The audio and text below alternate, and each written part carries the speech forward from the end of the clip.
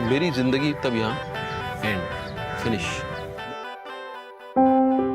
हर घर चुपचाप से ये कहता है कि अंदर इसमें कौन रहता है।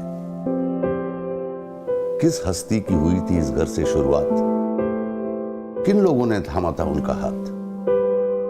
आइए सुनते हैं सितारों की जुबानी उस घर की अनोखी कहानी, क्योंकि हर घर कुछ कहता है।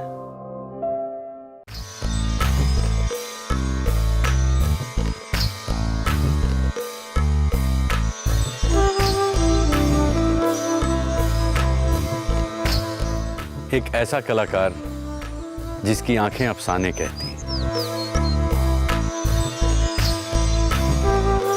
और जिसकी आवाज आपको सुनने पर मजबूर करती है,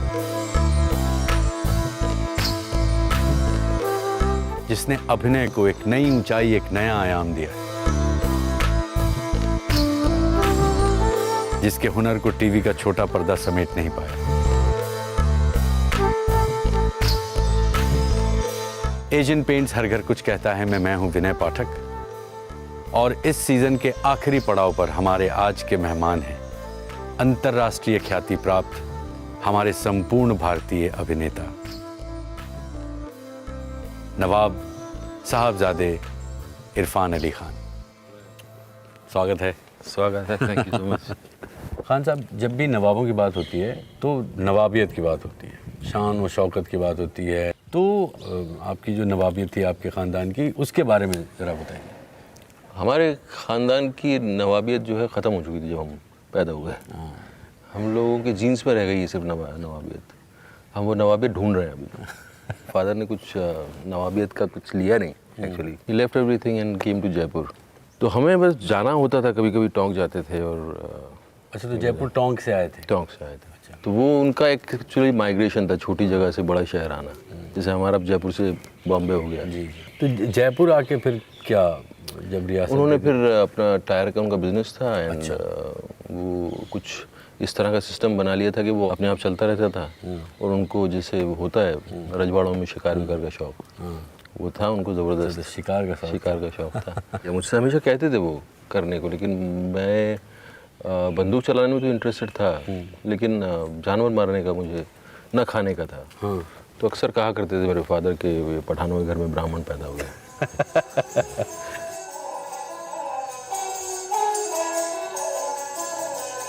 ये तो बहुत ही कमाल का दृश्य है खान साहब। हाँ, ये है पुराना जयपुर। ये ऐसा किला है जो जयपुर के हर कोने से दिखता है। तो आपके पिताजी को शिकार का शौक था, तो आपको क्या शौक था? आपने कहा आपको शिकार का शौक नहीं था। मुझे था पतंगबाजी का, हाँ, स्विमिंग करने का। स्विमिंग मुझे आती नहीं थी। तो हम लोग छोटा जब हमारा सब पहला घर था, उसमें मेरी मदर कहती थी कि अपना घर ख़रीद लो। मेरे फादर को बार बार बोलती थी ख़रीद लो। तो हमें अंदाज़ा था कि वहाँ जो है स्विमिंग पूल भी होगा घर के पास। तो स्विमिंग पूल होगा तब होगा, लेकिन हम लोग वहीं हवा में तैरने की कोशिश प्रैक्टिस किया करते थे छोटे घर में। हवा में ऐसे ऐसे ऐसे ऐसे बहुत देर चलता रहता था वो गेम। तो अभी हम जहाँ चलेंगे ये वो जगह है? ये वो जगह है जो हमारा पहला खरीदा हुआ घर था। अच्छा। बचपन के छोटे कदमों को मकान भी महल जैसा लगता है। इरफान का वो महल अब नहीं रहा, लेकिन आज उनकी मौजूदगी ने मानो फिर से उन यादों को जिंदा कर दिया हो।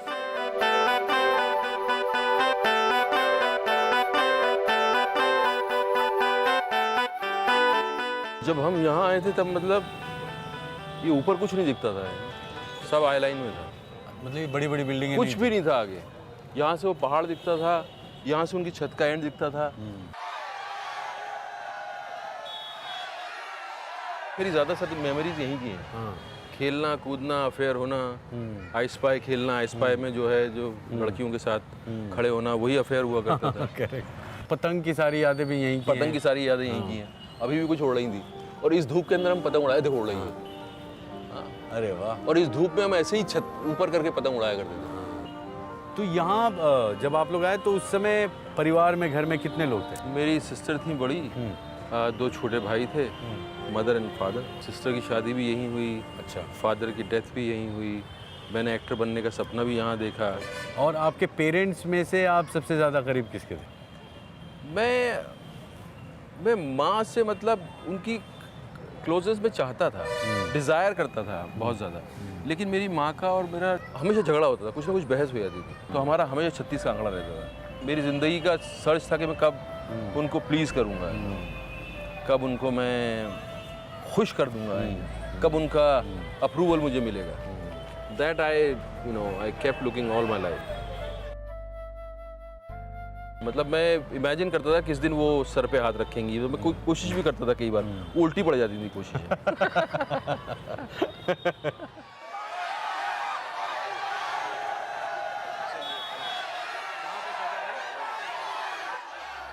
घर में आप लाडले किसके थे सबसे ज्यादा?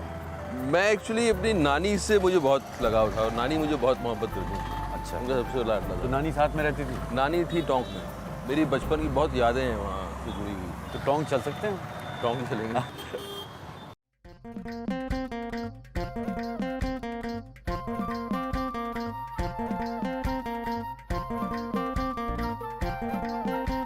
जयपुर में अगर इरफान का बचपन गुजरा है तो टोंक में उसकी आजादी।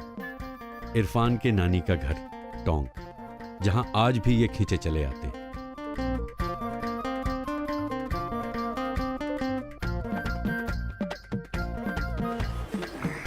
नींबू वो कहाँ गया पेड़ मेहंदी का? ऐसे चल रहा था। सब कुछ वही है, वही कमरे, वही आंगन, वही घर, बस थोड़ा वक्त बदल गया। हमारी नानी यहाँ बैठे रहा करती थी। हाँ, ये उनका कमरा था नानी का।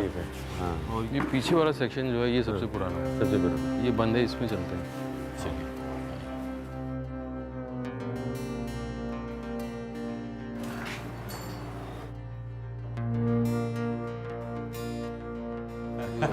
क्या बात है।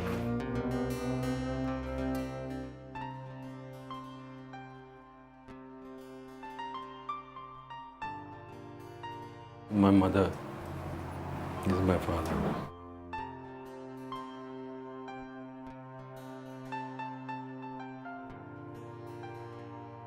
This is my sister. ये यहीं का है, यहाँ ये भी बाहर का, इस तरफ का। इनकी तो शक्ल बिल्कुल नहीं बदली है। हाँ। ये नानी है मेरी। हमें जब कपड़े खरीदने ले जाया जाता था तो सबसे एम्बैरेसिंग पार्ट वो होता था। एक ही थान में सारे, एक ही थान के साथ। ये देखो सब एक थान के। और हमारी कटिंग भी ऐसी होती थी कि मतलब बालों की। हाँ, वो क्या करता है जैसे कटोरा कट होता है ना, हाँ, कि यहाँ सब जगह से गायब, सिर्फ यहाँ एक।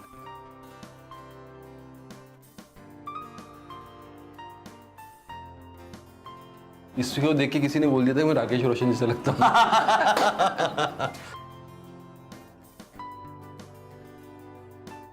ये देखो फिल्मी बूथ, घोड़े पे पिस्तौल। ये यहाँ घोड़े नहीं मिले तो ये देखो खच्चर लेकर आए। हाँ। इसका क्या किस्सा है ये जरा बताइए। बड़ा ही रोचक सा ये जो है। ये कुछ पूरी स्टोरी बनाई गई है। हाँ। कि ये जो है इसको हेल्प कर रहा है पिस्तौल देने में, और ये चाकू उठा रहा है, तो ऐसा नहीं ऐसे पास आके दे दे।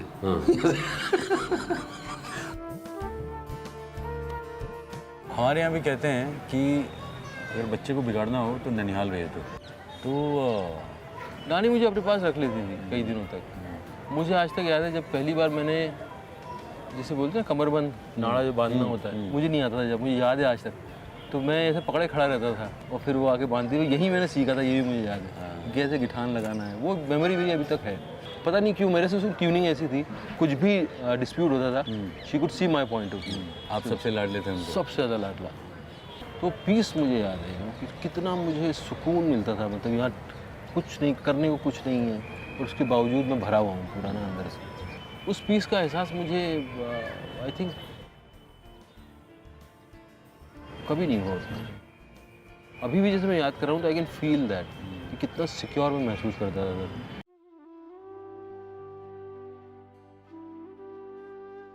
She is there. इरफान को नानी बड़ी हिफाजत से रखती थी, उनकी हर इच्छा को पूरा करती थी। लेकिन वो जगह जहां से इरफान के अभिनय का सफर शुरू हुआ, रविंद्र मंच। तो ये वो जगह है आपका पहला नाटक? पहला नाटक ना, वो जलते बदन इस तरह का नाम होता है थिएटर का। तो उसमें एक बार मुझे मेन रोल मिल गया था। मुझे इसकी शुरुआत पता है कि कोई फिल्मी गाना बजना था, ये लाल रंग का मुझे टाइप, कब मुझे छोड़ेगा, और शॉल पहने रहना है आपको। उधर से डायरेक्टर इशारा करेगा, वहाँ ट्रांजिस्टर रखा हुआ है, और जो आपके हाथ में शराब का ग्लास है उसे जोर से मारना है, और गाना रुक जाएगा, उसके बाद सीन शुरू होगा। तो वो चलता रहा, मैं आधी एक्टिंग करूँ, उधर से हूटिंग हो रही है, चिल्ला रहे हैं लोग, क्योंकि उनको थिएटर देखना नहीं, उनको मज़ा लेना है। ओए देख इसको देख, ये गाने क्यों गा रहा है? अरे गिर जाएगा क्या, अरे क्या पी रहा है। मेरे फादर उस शो में आए थे, मैंने आज तक याद नहीं उनका रिएक्शन क्या था।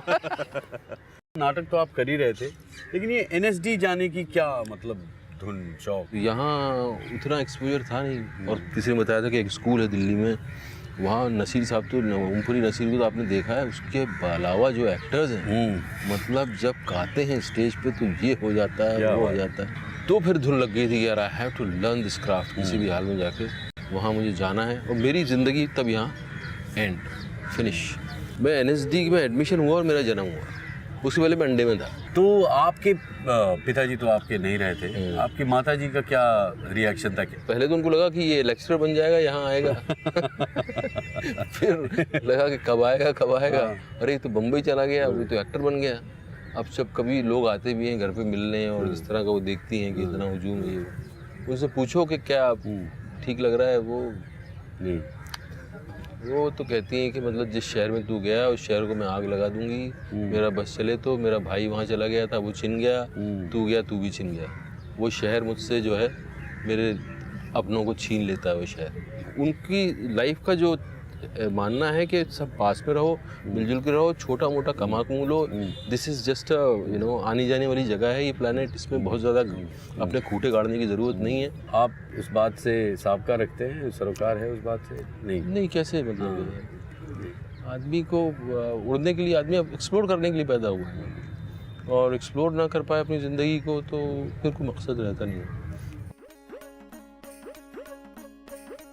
इरफान आज वक्त की सुइयों को उल्टा घुमाने निकले, कितना जिंदा है दिल में उनका बचपन, आज वही आजमाने निकले। पतंगबाजी का मुझे शौक था बहुत ज़्यादा, जब भी मौका मिलता है। हाँ,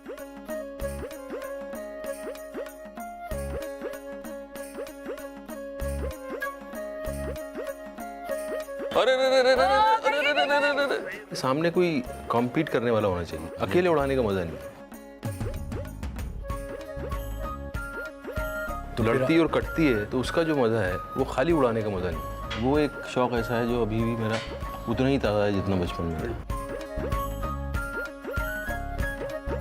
बचपन के घर के छत से उड़ी जो पतंग आसमान में नए आयाम ढूंढने निकली थी, वो आज भी ऊपर है आसमान में, नई ऊंचाइयां छूती हुई, नए कीर्तिमान बनाती हुई। और नवाब साहबजादे इरफान अली खान के लिए उस आसमान की कोई सीमा नहीं।